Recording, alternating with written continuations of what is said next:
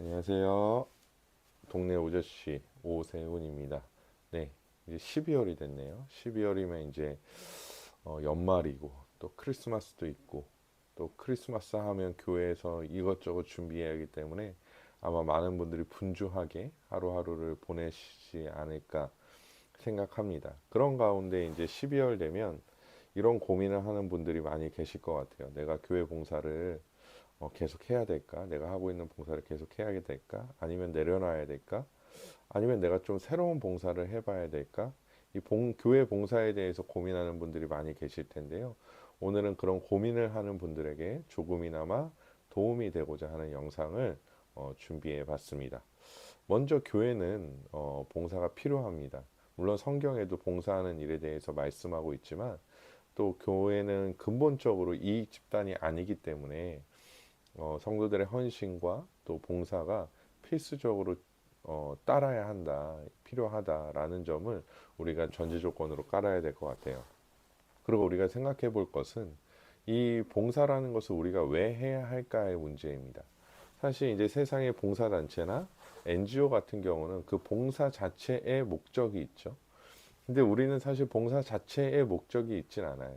그러니까 이 봉사를 왜 해야 하는가 제가 이제 결론부터 말씀드리자면 결국에 예배와 말씀 선포하는 일을 위하여 이 봉사가 필요하다라는 것이죠. 예를 들면 이렇습니다. 교회에 주차하는 일이 있다라고 생각해 봅시다. 사실 추운 겨울에 주차하시는 분들의 노고가 굉장히 큰데요. 요즘에는 또 많은 분들이 이제 차를 가지고 교회에 오시잖아요. 근데 이 주차하는 분들이 없으면 아마 교회 주차장이 뭐 난리가 날 겁니다. 교회 주차장은 한정적이기 때문에 주차 봉사하시는 분들이 없다면 교회 주차장은 난리가 날 거예요. 그러면 교회 주차에 봉사하시는 분들이 계시지 않다면 그것을 정리할 사람이 필요한데, 그럼 목사가 말씀 전하는 목회자가 목사가 나가서 막 그 주차를 막 정리하고 이제 말씀 시간이 다 되면 부랴부랴 말씀을 전하기 위해 강단에 올라와서 말씀을 선포한다면 말씀 전하는 자에게도 유익이 되지 않고 말씀을 듣는 성도들에게도 유익이 되지 않죠. 그래서 사실상 이 교회에서 주차를 하는 일이나 또 점심을 준비하시는 분들이나 이곳저곳에서 교회에서 보이거나 보이지 않는 곳에서 헌신하고 수고하는 많은 분들이 다 예배를 위하여서 온전한 말씀 선포를 위해서 봉사하는 것이다 라는 개념으로 우리가 생각해야 한다는 것입니다. 많은 분들이 교회 봉사에서 지치는 이유가 사실 봉사 자체에 무게를 두다 보니까, 봉사의 일 자체에 무게를 두다 보니까 그런 일들이 좀 과중하게 다가왔을 때 지치거든요. 그런데 우리가 내가 하는 봉사가, 내가 하는 헌신이 단순히 그냥 봉사의 일이 아니라 예배와 말씀 선포를, 온전한 말씀 선포를 위한 헌신이다라고 생각하는 것이 중요할 것 같고요. 그래서 조금 이제 중심 내용은 아니지만 봉사 때문에 혹은 무언가를 하다가 예배를 소홀히 하거나 집중하지 못하는 일이 발생하면 안 되겠죠. 그래서 우리가 봉사를 하더라도 예배에 집중할 수 있을 만큼, 예배에 온전히 우리가 예배를 드릴 수 있을 만큼의 봉사를 가져야 된다라는 것입니다. 그럼에도 불구하고 저는 봉사가 한 사람에게 과하게 좀 과중되거나 삶의 영향을 끼쳐서는 안 된다라고 생각합니다. 주일에 봉사를 이것저것 막 해요. 근데 그게 한 사람에게 좀 과도하게 가면 그 사람은 결국에 지치겠죠. 그리고 번아웃이 찾아오겠죠. 그래서 이 봉사와 헌신의 일들은 많은 분들이 함께 나누어서 감당해야 한다라는 것입니다. 어떤 사람이 교회에서 너무 봉사만 하다가 온전히 주의를 지키지 못하고 그냥 막 진짜 막 힘들어서 말씀의 은혜의 공급을 받지 못한다면 그 사람은 일주일간의 삶에서 결국에 무너지게 돼요. 여러분, 이게 중요한 게 뭐냐면 하나님께서 우리를 교회로 부르시기도 했지만 우리의 삶으로도 부르셨거든요. 학생이면 학생의 삶, 또 직장인이면 직장인의 삶, 이런 삶으로 부르셨다라는 거죠. 그러면 이 삶이 무너지지 않을 정도로서의 봉사를 해야 되는데 너무 주일에 막 봉사를 하다 보니까 삶에 이제 지치는 거죠. 그래서 이 삶을 온전히 살아가지 못한다면 그것 또한 잘못된 것이 아닐까라는 생각을 해봅니다. 제가 이제 한 결혼 5년 만에 아기를 가져서 지금 이제 키우고 있는데요. 이 육아하는 일이 사실 만만치 않더라고요.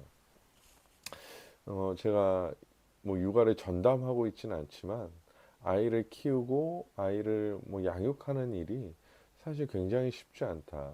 그래서 제가 처음에는 그냥 이 아이를 잘 키워봐야겠다라는 생각만 했거든요.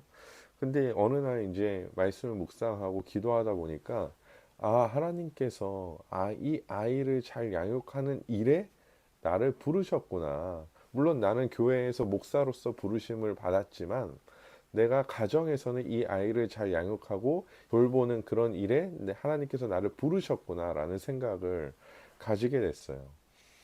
여러분 누구나 자기 개인의 삶이 있습니다. 근데 그 개인의 삶이 교회와 떨어져 있기 때문에 이 삶은 덜 중요한 것이 아니라 하나님께서는 여러분의 삶으로도 여러분들을 부르신 것이거든요.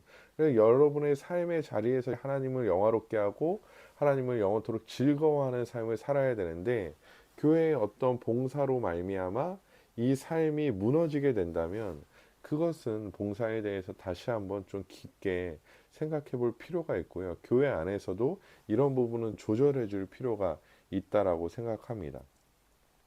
그런데 사실 이런 일이 일어나는 이유는 단순히 예배를 위해 봉사하는 일에서 일어나는 것이 아니라 교회 예배 외에 다른 어떤 행사들, 특히 동원되고 에너지를 많이 소모하는 행사들에서 이런 일들이 좀 많이 발생한다라고 생각하거든요. 그래서 드려지는 예배를 위한 봉사만 해도 사실 충분한데 거기에 다른 것들이 추가되고 플러스 되다 보니까 사실 결국엔 봉사에 대한 번아웃이 찾아올 수밖에 없는 거죠.